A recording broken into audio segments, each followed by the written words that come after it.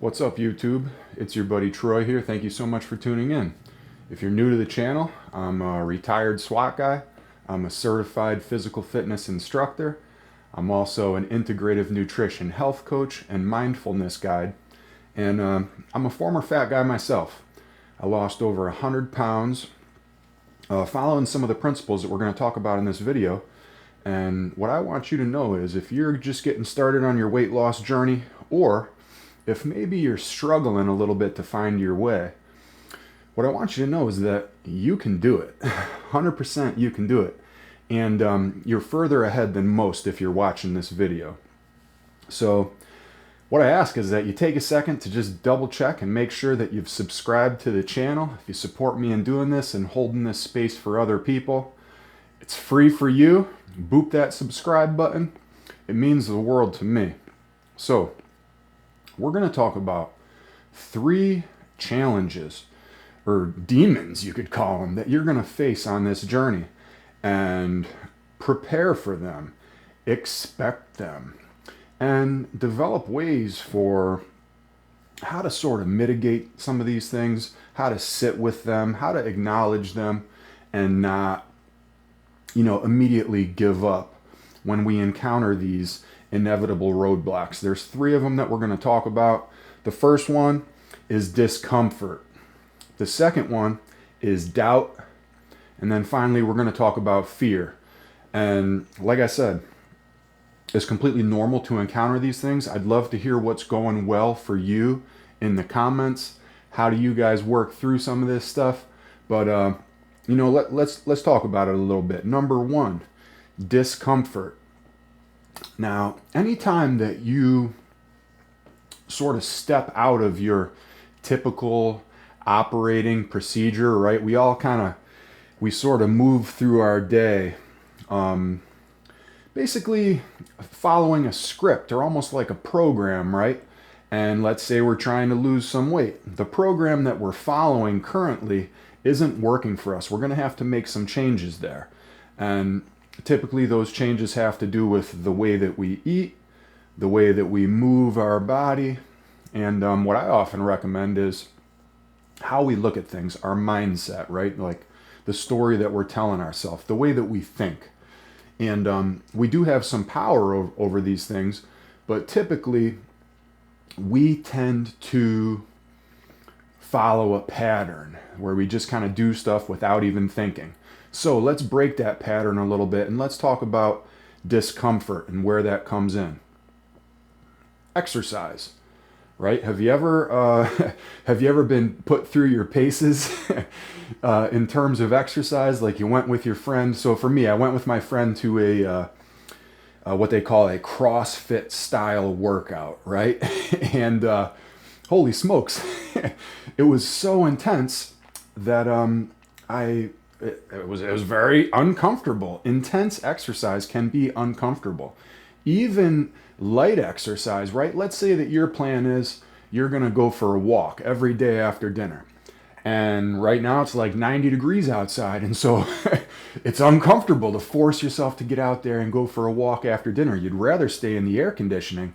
But, it's a little bit uncomfortable to get out there and walk. It's a little bit uncomfortable to go to the gym and exercise when you're feeling tired, right? It can really be uncomfortable to do that. It's almost like you have to force yourself. And so the question is, how are you able to acknowledge that discomfort and learn to be able to sit with it without immediately reacting to it, without immediately just giving up? Or if you've already gotten started, really, you are ahead of the game. So sometimes the fear, right? The fear comes in here. We're afraid of that discomfort, so we don't do the thing. I want to stay in the air conditioning, so I don't go for the walk. I'm afraid of that uncomfortable feeling that I know that I might feel when I do a little exercise, whatever, so I just don't do it.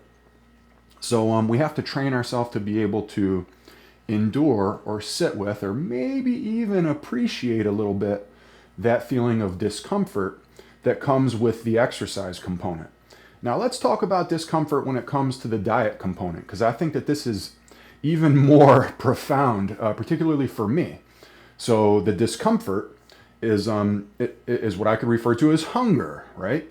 When you start making some of those changes in terms of cutting back on eating certain things or just being more mindful about your diet and exercise. When I exercise more, it makes me more hungry. But when I start to restrict my food, oh boy, that's a whole nother level of hunger that sets in for me. And sitting with that hunger and not immediately reacting to it and trying to fix it by stuffing my face, that can be a little bit uncomfortable, right? And so I feel like in order to be able to make progress, we need to be able to notice, maybe even inquire, right? Have a little bit of a conversation with your hunger. Have a little bit of a conversation with that discomfort, as opposed to just immediately reacting to it and quitting and stuffing our face or doing whatever it is that isn't particularly helpful on this journey. Next, doubt. Picture you're standing at the top of a staircase and you're blindfolded, right? Or picture being in a fog and you have to take that next step, but you can't see where your foot is going to land. A little bit of doubt there, right? A little bit of fear creeps in. A little bit of that sort of mindset of talking to yourself like, what if, right? I don't know if I can do this. What if? And if you guys have ever heard of the concept of faith before, this is important. Believe in yourself. I believe in you. I know that you can do it. If I can do it, you can do it, because I'm not an alpha type where I have this great, drive or discipline or any of that stuff. You can install habits that put your weight loss journey on easy mode. Just like you can install those bad habits, you can install supportive habits as well. And that's up to you. But you have to be able to stick with it without seeing the results in the beginning. It takes a long time. It took me over a year to lose that 100 pounds. And it becomes easier once you start seeing some progress, right? Once you start seeing that you can get an extra hole on your belt loop, or once you start seeing the number on the scale go down, or you're starting to notice how, oh, you know what? It's going to be a little while before you see any of those real favorable improvements in the mirror. And that's the point of this. You got to trust yourself. It might be helpful for you to work with someone who knows what they're doing, someone who's walked the walk before. Get with that person, talk to them. It can help to have a guide on this journey, because it's hard to take that step into the abyss where you can't see where your foot strike is going to go. But you need to take that step. You need to take that step on faith in this journey. So doubt can prevent you from getting started. And you can do it, but you need to get started yesterday. So do it. Just take that step. And then finally, guys, fear. Fear is insidious because it paralyzes you. And you think to yourself, oh, what are they going to think? What are they going to say?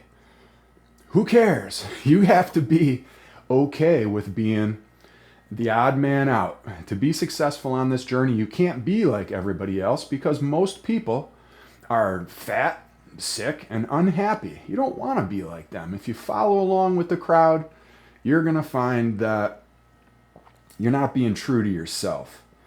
So, in terms of fear, guys, what I find is that